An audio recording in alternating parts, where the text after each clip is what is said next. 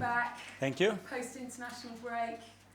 I'm sure you prayed hard for no more injuries, but can you just tell us where you are? Because I think you might need to play a bit harder. Trossard? Some positive, some others not so. Trossard seems to be okay. So he trained this morning and he seems to be feeling good. We will assess everything with the doctor right now, but he was able to do part of that session, so that's good. And Saka and Rice? Bukayo and Declan as well. They have the first session today, partial session, so very good as well. And Ben White, because we got the news that we're doing the international break. Ben is going to be out for months. Months? Unfortunately, yes. How long has he sort of been struggling with it? It's been different kind of struggles. It's never been the same thing, but yeah, we had to make a decision. It's not been improving the last few weeks, unfortunately. We know that Ben is going to push every boundary, but it got to a point that we had to protect the player, and we decided to do the surgery. He agreed with that, and obviously that's going to keep him out for a few months. A few months, so when you say a few months, that could be anything. Have you got a ballpark figure? I don't know at the moment. We have to see how how he reacts post-surgery. I don't expect him to be half of a year, but I cannot tell you exactly. And a couple more, and then we're done. Calafiore. Ricky trained today. Yeah. So his rehab is going really well. He was able to set some things last week with the physios. He trained on the pitch this week. We trained with us today as well. So he's back in the squad. He will be in the squad. And Tierney and Tomiyasu, and then I think we're done. Yeah, Kieran not yet. He had a couple of sessions with the team, but not ready yet to be with the team. And Tomiyasu is going to be out as well for a period. Okay. Yeah. Anyone else? Anyone left that we haven't? You went through a lot of players at the moment, so not that I can think of. Okay. I know that you like to break the seasons down into blocks, and in that last block, there were no Premier League wins. So I wondered how much you'd taken this time to almost reset yourself, reset the squad, where you've maybe gone for inspiration, how you've thought about just getting your side back with their mojo, the sort of processes you've been through. Well, analysing everything that we've done, the reason why we haven't won games is that because the opponent have been superior to us. The clear answer is no. Should we won more of those games? The answer is yes. Do I like what our team is doing? The answer is yes, but we have to improve certain things in terms of especially how we have defending and attacking the box. But overall, I can think of a lot of things, but I need to understand how the players are, and the only way to do that, apart of communicating with them on the phone, is when they come back. And the energy of the staff and players yesterday, it was unbelievable. That's the joy of being with these guys in this journey.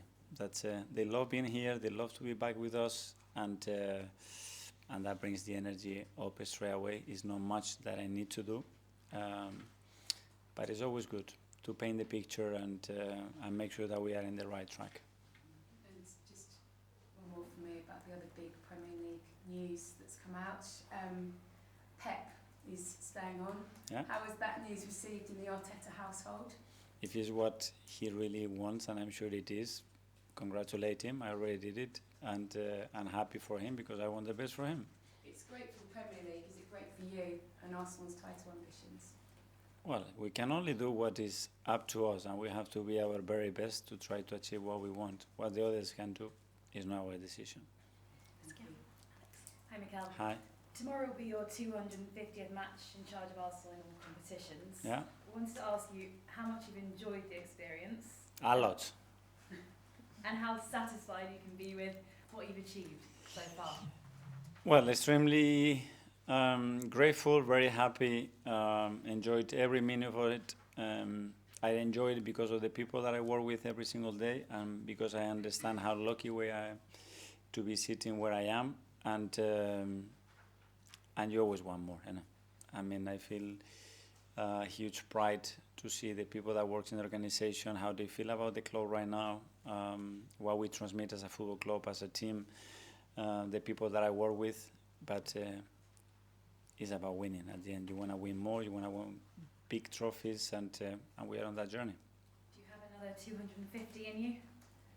If it's about energy and what I love doing, for sure. just on Nottingham Forest, level on points with them in the table. Has their form this season come as a surprise to you? Well, they've been really good. They've been really consistent. They've been top against the best opposition, especially. So big credit to Nuno, the coaching staff, for what they are doing. Very clear, their intentions, how they manage to take the games where they want. Really impressed, to be fair, with what they've done. Unbeaten at home this season. How much confidence does the home support give you playing at the Emirates? Yeah, we love playing at the Emirates. We know that we have a unique atmosphere with our supporters there, and again, the way I saw the team the last 48 hours gives me a lot of confidence that tomorrow we're going to be full tail to go and try to win the game. Thank you. Good luck. Thank you. Hi Mikel, how are you? Hi, very good, thank you. You asked about your 250th game in charge of Arsenal. What would you say your achievements are? If I ask you right now, what is the one or two things that you've massively achieved in those 250 games? I will bringing the club together, 100%, lifting the spirit, giving a very clear DNA to the football club, and I said pride again, to be representing this club and these shirts from the players and everybody involved for the club in the way that is expected at this level. Is the only thing you need to do now add trophies? Well, that's not the only one. It's as you have to maintain a lot of the things that you do. Sometimes you achieve them, but they can drop very quickly. So it's maintaining them. That's a work that you have to do consistently every single day. But now it's about winning. That's the next step for sure. You were asked about Pep's new contract. You said you were happy for him. You congratulated him. Yeah. Did you ever think he wasn't going to stay? Have you ever seen signs recently that he was getting bored or tired of the Premier League? I had no clue, to be fair, and he's done that in the past as well. In Barcelona, it was every year. Then in Bayern, when I was there, it was very similar. But I don't know, it's his decision. He seems very happy with the club as well. So, congratulations. And finally, from me, from now until Christmas, a lot of games, both domestically and in Europe. Yeah. More in the Premier League because of Liverpool's fantastic start and maybe you and City not having the run of form you'd have wanted in the last few weeks. How big is tomorrow and how big are the next 6 weeks? Yeah, for sure. It's a lot of game, as you said. It's about building momentum, getting results, and getting back-to-back wins, and that will create, again, the energy that we need, the belief that we need with a lot of the good things that we are doing. Mikel, hello. Hi. Just on the 250, you must be very proud of that. I mean, that's quite a considerable. Arsenal have done, I think, 1,200, but you know, 250. That's perspective, you know, what is a lot and what is very little. No, but I mean, in your first job, that's Yeah.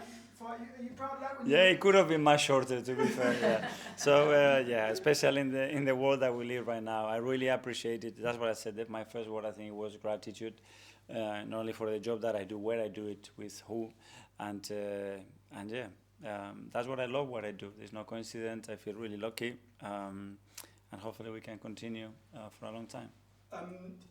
Across those 250 games, you've had lots of ups. Can you just talk to us about probably the last 2 months or 6 weeks, how that's been? I know you've been quite positive going into press conferences, but you must feel like you've had some bad luck, some things go against you. Just what's it been like for the last 2 months or 6 weeks? I know from my side is when I plan the season and I have a start and finish, and this is a journey. It's like we all go travel in the bus together. It's gonna be a bump. It's gonna be bad weather. So things are gonna happen. My thing is how I'm going to navigate, how I'm going to make the other navigate with me throughout that period, because it's going to happen. It's guaranteed that it's going to happen. Unless we become the invincible, we win every game, and then fine, we didn't have to go through it. In the way that I predicted the season, it was going to happen. As many things that it happened, no. But I love how the team reacts, how the club reacts when there are difficulties. You just, before you went the Chelsea game, you said you want all the players to come back fit and healthy, so you might have Saka and Rice back. But now you've just told us you're going to lose Ben White for a couple of months. So how are you going to plan for life without him? Yeah. It is a challenge. It was something that we didn't expect at all because, I mean, we talk about consistency, availability in the defensive line. Ben has been probably the best with Gavi and Willie. So we miss him, but that's it. We're going to have to find alternatives. That's it. There's a lot of positives as well because Declan is back, Bukayo is back. Jurrian is in a good place because he could not play the last game as well. That's the one that was missing. And Leo came back in a good place. Ricky's back that we're missing for 5 or 6 weeks. So it's a lot of players, and that's great news. And Saka and Rice missed England. Yeah. Are they in a better position now for not playing for England in them 2 weeks for you? I prefer when players are in the routine, in the rhythm to play. They couldn't do it because they were injured. So we have tried to facilitate everything that we could for them to be in the best condition for tomorrow. And what do you want now? Just no more injuries for the next couple of weeks? Don't even talk about it. Getting some normality, things that happen normally, not everything that happened lately. But again, it's like everything. It's a lot to learn from those periods, from yourself and how you can start to look constantly and get frustrated, and you have to get really out of that, find for excuses or find for something else. The team hasn't reacted in that way, and I really love the experience of going through something difficult with them, because some individual cases were quite tough to be fair, emotionally to deal with, but this is it. Thank you. Yeah. Kaya. Hi, Mikel. Hi. Last season, before you went on a fantastic run that led to the end, it felt a bit similar to this in the sense that in the build-up to January, you had a difficult run and then you had the break in Dubai. I know you've obviously not been able to go to Dubai this time, but do you see similarities? You don't know if I've been in Dubai. Have you been in Dubai? But some of the players haven't been in Dubai at least. You don't know either. But do you see similarities to last season in the sense that the way the players have come back for a bit of time away, do you feel like they can go on a run now in a similar way to they did last year? Yeah, but not because Dubai. It would be too simple. It's because I see and looking back all the games, I look a lot of the opposition in the Premier League, what they are doing, just to understand what is the context that we're and how good we are in relation to the opposition. And I'm very confident that this team, the moment we find a bit of consistency and a bit of normality, that is going to kick on. What is the key to it? Is it just getting the same players out on the pitch? Availability. That's it. I'm not asking for anything else. And obviously now it does look like you need to go on another one of those runs that you did Yeah. last season. Is there any margin for error anymore, given how far behind you are in the title race? Well, it's much smaller, obviously, when you see the consistency in terms of results that Liverpool are having. They're making, obviously, exceptional improvements and results, but we are there. We have played against them, and we have seen live where we are in relation to them. So that gives me a lot of confidence. Mikel, I'll give you a break from football and ask you about Rafael Nadal. Okay. One of your idols growing Da. up. I know you played tennis yourself. What did he mean to you as a Spanish athlete, and was there anything that you took from him about how he approached his profession?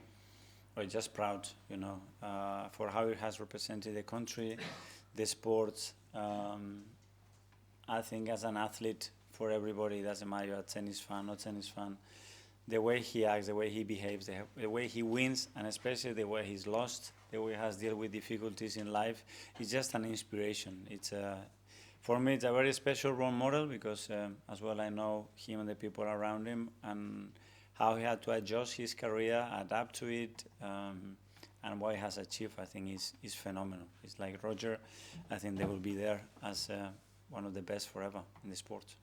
I believe that during the break you went over to America to have talks with the ownership.